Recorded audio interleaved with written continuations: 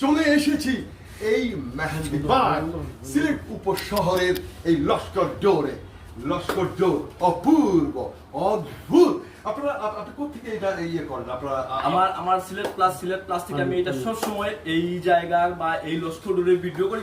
এখনো পর্যন্ত লস্কর ডোরে কোনো ধরনের কোনো কমপ্লেন আমি পাই নাই। আমি প্রায় 5 থেকে 6 বছর ধরে এই লস্কর ডোরের ভিডিও করে যাচ্ছি, কিন্তু এখনো পর্যন্ত আমার কোনো ভিউয়ার্স যারা নেই এখনো পর্যন্ত কেউ এইটা নিয়ে কোনো ধরনের কোনো কমপ্লেন আমাকে করে নাই।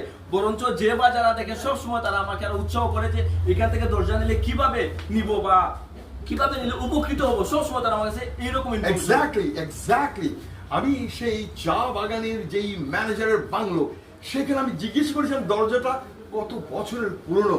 বলে যে আমার মেয়ে যখন জন্ম হয়েছিল সেই বছরে কেনা হয়েছে, মেয়ের বিয়ে হয়েছে, নাতিও হয়েছে।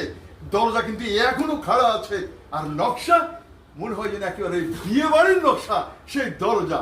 আমি সেই দরজাটা দেখেই এসেছি সিলেটের উপশহরের এই মেহেন্দিবাগের ঠিক মসজিদের পাশে লস্কর ডোরে।